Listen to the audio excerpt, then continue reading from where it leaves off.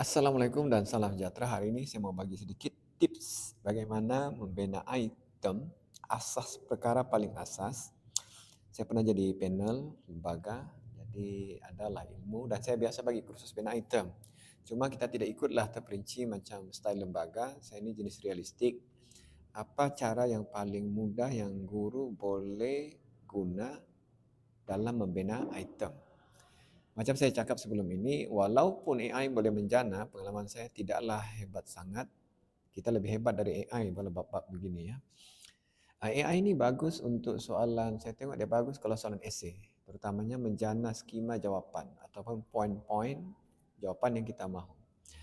Dan juga soalan fill in the blank, padanan, itu pun kita kena cross check, kena semak juga. Sebab kadang-kadang dia pandai silap. Okey, kalau mau buat soalan ini, perkara paling asas ialah kita mahu tahu, kita mahu budak kuasai sesuatu kan? Maknanya apa yang kita mau budak kita kuasai? Itulah yang kita tanya. Itu sebabnya soalan ini bagus kalau kita yang sediakan. Sebab kita tahu apa yang patut budak kita tahu. Kalau kita ambil copy and paste saja dari buku, dari soalan, cikgu itu ada lain keperluan dia. Macam mana dia mau tekankan benda itu dalam bentuk soalan. Okey, tujuan kita tu, soalan tu untuk apa sebenarnya? Apa yang kita mahu daripada soalan? Itu kena lepas dulu. And then aras. Aras ini kalau aras kesukaran saya tidaklah tengok sangat aras kesukaran. Ada orang terlampau obses betul. 5 3 2 tinggi, sederhana, rendah.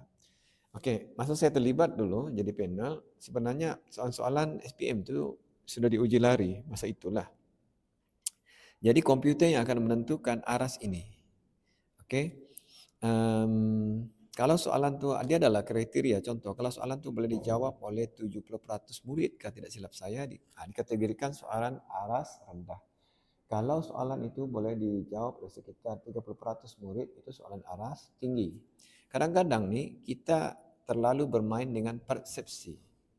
Sebab sesuatu yang pada kita aras rendah boleh jadi aras sederhana untuk murid.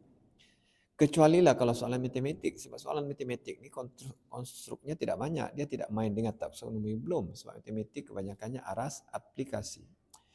Jadi saya lebih melihat kepada konstruk.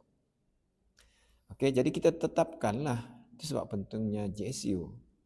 Okey, katakanlah untuk soalan nanti saya mau buat ini, saya mau pengetahuan 2 markah. Kefahaman 2 markah. Okey, aplikasi 2 markah. Dan analisa 2 markah. Jadi saya sudah tetapkan tu.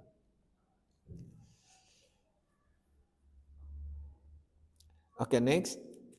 Apa stimulus yang kita mahu pakai? Itu kita kena tetapkan juga. Kalau kitar height tu kau mau tunjuk apa dulu? Mau tunjuk kitar ovari, yang kata rentas ovari, ataupun tunjuk graf? Kalau mitosis, meiosis, apa kita mau tunjuk? Gambar aja lengkap, separuh lengkap, atau macam mana? Kalau data ni, kita boleh minta pertolongan dengan AI. Contoh, kita mau jana nilai kalori makanan yang tiada dalam buku teks, kita buat sendiri. Contohnya ikan tuna, kandungan protein, lemak, karbohidrat. Okey, ikan tuna, daging ayam. Okey, lepas tu katakan daging lembu, 3 jenis daging. Kita suruh saja ChatGPT jana, tapi kita kena tetapkan kriterianya dalam 100 gram. Sama ada kita mau nilai gram lemak, nilai gram makanan atau nilai kalori pun boleh, atau peratusan pun boleh. Okey, next kita tengok ini. Macam mana saya mau jana soalan dari sini. Okey, ini titik pampasan. Kita pun tahu semua ni. Titik pampasan. Jadi kalau saya mau buat tadi kan pengetahuan 2 markah. Pengetahuan 2 markah. Jadi soalan yang pertama ialah apakah dia titik pampasan? Nah, ini hafalan, ini definisi. Udah takrif sajalah. Oke, yang kedua kita suruh dia tanda tipi. Titik pampasan pada graf dengan label katakan P. Jadi buat tanda lah P.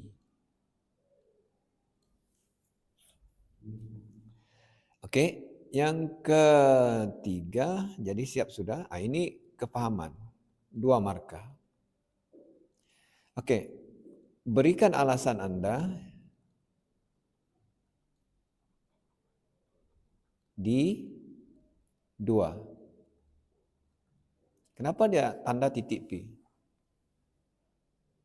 Ataupun kamu boleh panjangkan sedikit, mengapakah Anda memilih titik P? Dia mesti beri alasan lah, kerana pada peringkat itu tiada pengambilan CO2 yang mana kadar respirasi sama dengan kadar fotosintesis. 2 markah lah. Next, aplikasi. Aplikasi kan 2 markah tadi. Okey, aplikasi ini, stimulus ni saya boleh letak label awal-awal. Gambar raja ni saya boleh labelkan awal, iaitu saya letak titik, saya buat titik O dengan Q. Jadi budak akan label P. Jadi kalau aplikasi, dia akan jelaskan. Dia jelaskan apa yang berlaku pada mana-mana titik itu. Tak payahlah titik P sudah dijelaskan kan. Okey, aplikasi ini dia ada 2. Satu dia panggil situasi baharu, satu lagi situasi sedia ada. Okey. Contohnya kita boleh tanya apakah berlaku kepada tumbuhan apabila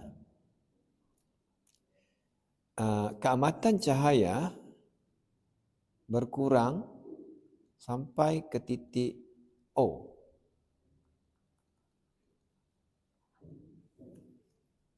Dalam tempoh yang lama.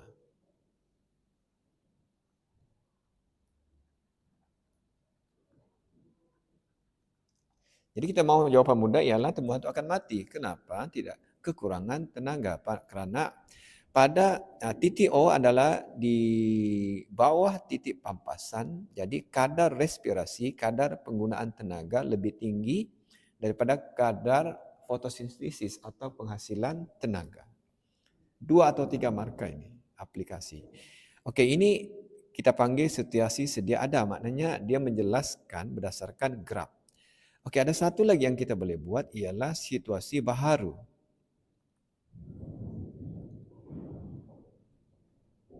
Ini kita boleh ambil contoh ladang. Okey. Apakah yang berlaku kepada penghasilan tanaman di ladang sekiranya keamatan cahaya pada titik O ataupun kurang daripada titik pampasan. Itu aplikasi. Next, analisa. Analisa lagi senanglah, 2 markah. Kita ambil banding beza. Bukan banding, beza saja. Jadi kita boleh suruh bezakan dia antara titik Q dengan O. Dari aspek apa kita tetapkan. Kadang budak ni kalau kita tidak bagi aspek, dia tidak tahu nak beza dari segi apa. Jadi yang pertama kita bezakan dari segi kadar respirasi dengan fotosintesis. Yang kedua, kita suruh dia bezakan dari segi penghasilan glukosa.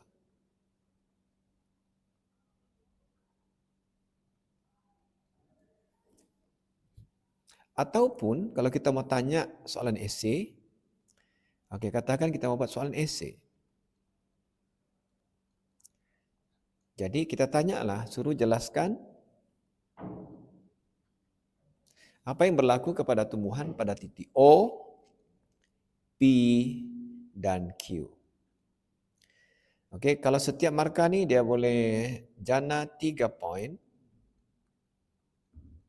Maknanya ini kita boleh buat esei aras analisa 10 markah.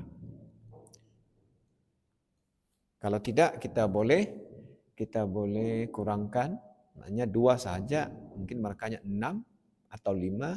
Soalan satu lagi, soalan lainlah berkaitan dengan fotosintesis. Okey, itu sahaja dari saya.